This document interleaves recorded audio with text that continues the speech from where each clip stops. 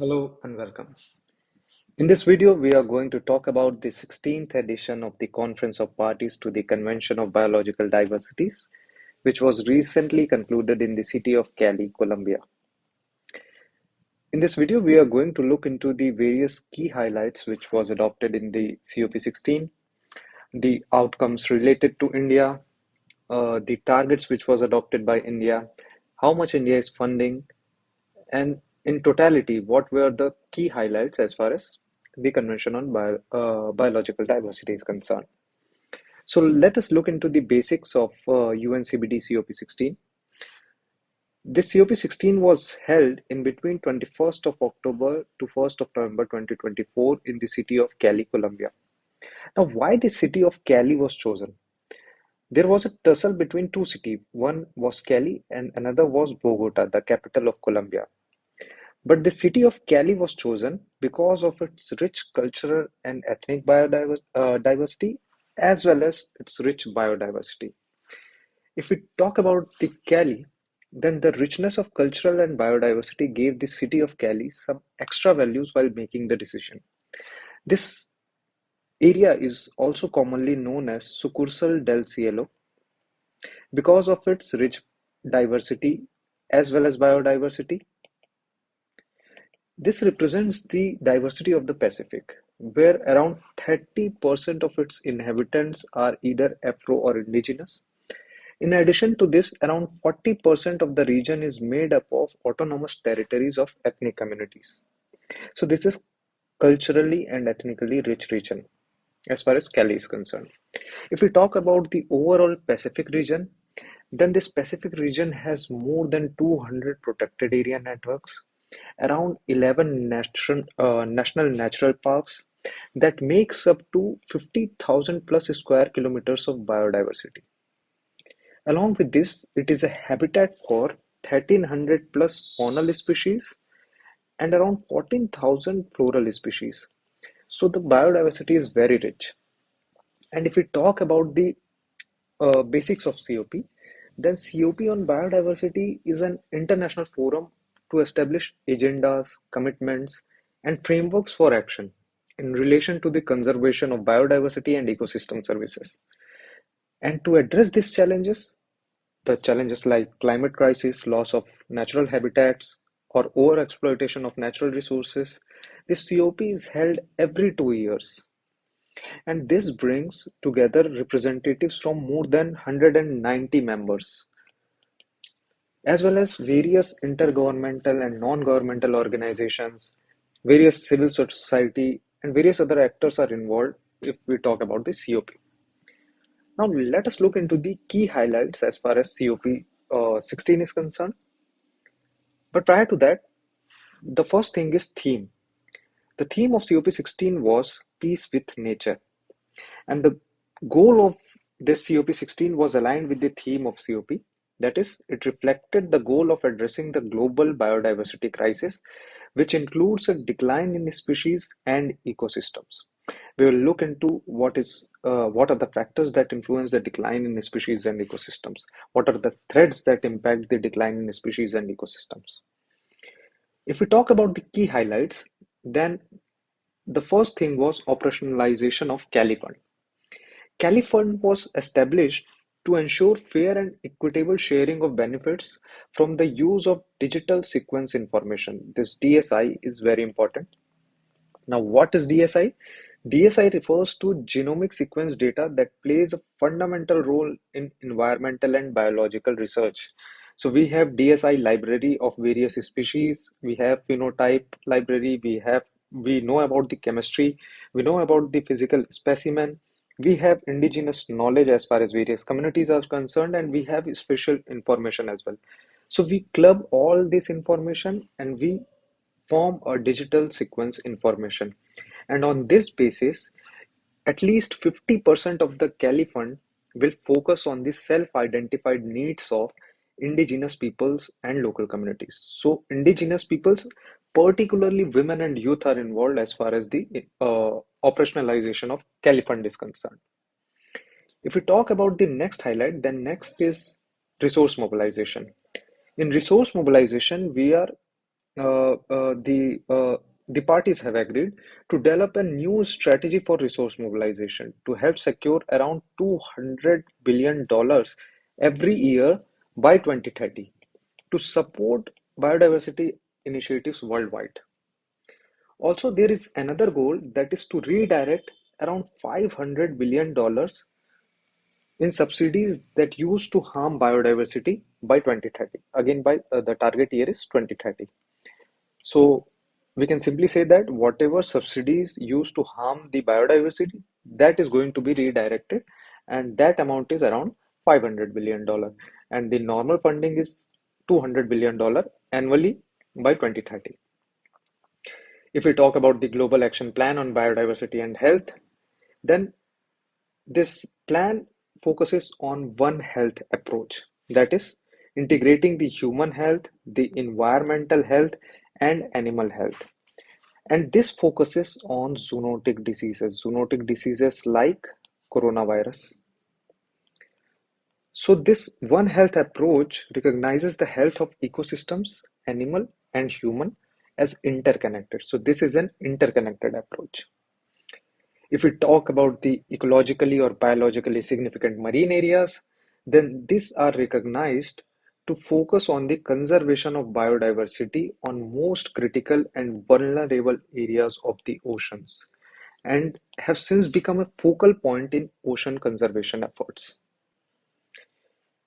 If we talk about synthetic biology, then synthetic biology uses engineering principles to create new organisms or modifying existing ones through DNA sequencing and genome editing.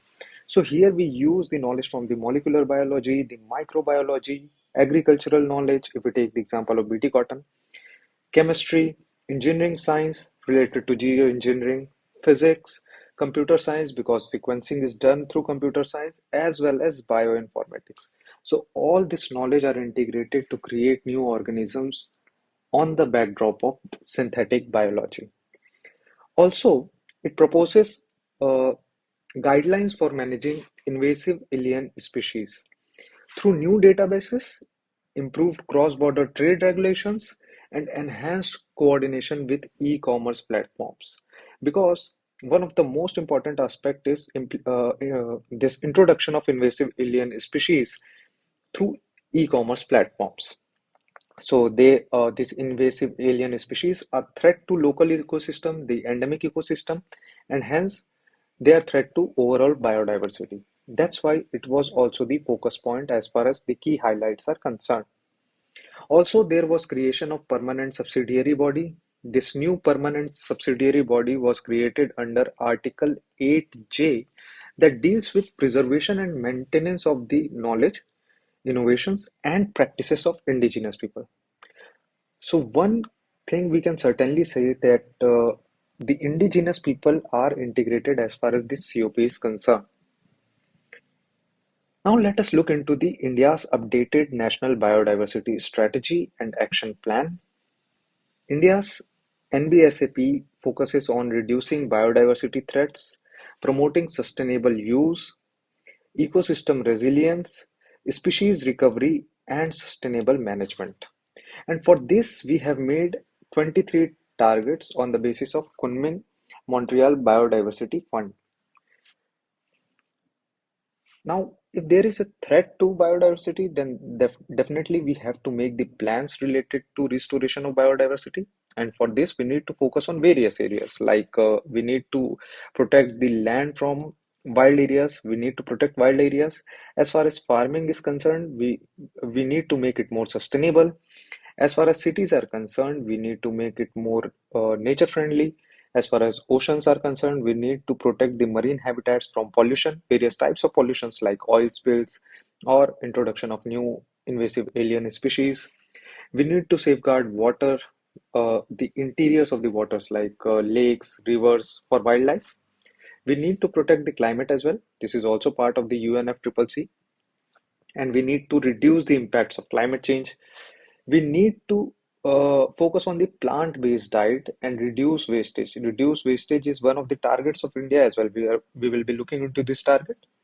And We have already discussed the One Health approach in which we are integrating the ecological aspect, the human aspect, and the animal health in an interconnected manner. Now, which is the implementing body as far as India's NBSAP is concerned? The implementation will be done by Ministry of Environment, Forest and Climate Change. And the key entities involved in this implementation are National Biodiversity Authority, State Biodiversity Boards, Union Territory Biodiversity Councils, and Biodiversity Management Committees. Now, this Union Territory Biodiversity Councils are integrated also because, or it is also one of the key entity because we can see that our Union Territory areas like Andaman and Nicobar Island or Lakshadweep are biodiversity rich region, and hence we need to conserve those region. We need to preserve those region. Now, let us look into the targets. These are the targets of India. As far as the conservation areas are concerned, then we are aiming for 30% of areas to be effectively conserved to enhance biodiversity. And this is very much aligned with the 30 by 30 target. That is, we need to conserve 30% of the area by 2030. This is related to Kunming Montreal Global Biodiversity Framework, KMGBF, which was part of COP15, which was held in 2022. As far as second target, what was the cause of biodiversity loss? So there are 4 5 major causes as far as biodiversity loss is concerned, and our targets are also aligned with these 4 5 causes. One is pollution, all kinds of pollution, either air pollution, water pollution, soil pollution, nuclear pollution, marine pollution, all kinds of pollution. Then over exploitation of resources, then land use or sea change. This leads to desertification and hence this also leads to biodiversity loss. Climate change, definitely we know that this leads to biodiversity loss because of global warming. Lots of forest fires are happening and hence we are losing biodiversity. We have great Australian bushfire. We have an example of Australian bushfire. We have example of Amazon rainforest area. All this we lost because of climate change. And because of invasive alien species also, the endemic species are threatened. These are the direct factors. There are indirect drivers as well, like demographic and socio-cultural changes, like the increase in population, which leads to deforestation, which leads to urbanization, and hence threat to the biodiversity. Economic and technological changes like e-commerce platform are contributing to biodiversity losses. Institution and governance, some of the government projects are threat to biodiversity, and the conflicts and epidemics. If there is in the conflict region, the biodiversity is also threatened. Our next target is related to invasive species management. So here we are targeting a 50% reduction in the introduction and establishment of invasive alien species through 3 steps, basically through prevention, through containment, and through control and eradication. Prevention of reintroduction, containment if it is introduced, and we have to eradicate it also if it spreads over a large area. So that's how we need to deal with invasive species management as far as the 50% reduction is concerned. If we talk about the sustainable consumption, which is another target, then this enables sustainable consumption choices and reducing food waste by half. If we consider developing countries like India, then there is a paradox that the richer sections of the society have major food wastage, whereas the poorer section of the society deals with malnutrition and poverty.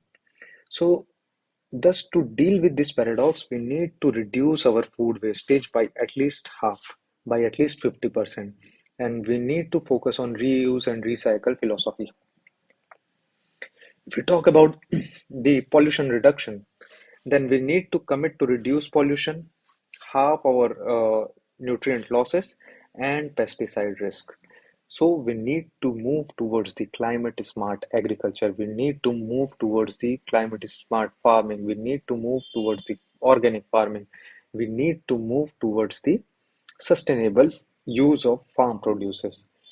So there is a lot to be done as far as the agricultural sector is concerned, as far as the fertilizer use, the pesticide use, the herbicide use is concerned, because it is a huge threat to biodiversity. Monoculture practices itself is a huge threat to biodiversity. The major focus of the Convention on Biological Diversity is related to benefit sharing, because it promotes fair and equitable sharing of benefits from genetic resources, digital sequence or information, which we already saw, and associated traditional knowledge of indigenous communities, the tribal communities.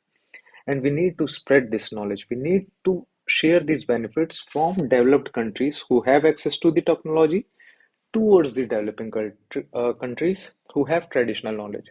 So we need to make a bridge as far as this knowledge is concerned. Now let us look into the financing aspect. India is expecting to spend around 81,664 crore from 2025 to 2030 on biodiversity and its conservation. So this expenditure will be done by the Ministry of Environment on the command of the Ministry of Environment, Forest and Climate Change, and various key entities which we already saw will help in implementation of this financing aspect. If we talk about the community engagement, then local communities, particularly in forest dependent areas, meaning tribal communities, will be involved in the uh, conservation of biodiversity. So this is the best part of the Convention of on Biological Diversity COP16, that local communities or indigenous communities have been integrated as far as the conservation of biodiversity is concerned. So if we compare it with the UNFCCC COP29, which is recently going on in Baku, Argentina, Azerbaijan, this was a comparatively low-key event, whereas the UNFCCC COP is comparatively a very highlighted event. But the highlights the operationalization of Cali Fund, the resource mobilization is comparatively huge, and we need to link three things. That is UNFCCC COP29, UN CBD, which is related to loss of biodiversity, and UNCCD COP is going to be held in Riyadh, Saudi Arabia this year. So this year there will be three COPs. We need to link these things as far as overall conservation of biodiversity is concerned. So in the next video, we will be going to talk about the UNFCCC COP29, which is held in Baku, Azerbaijan. Thank you.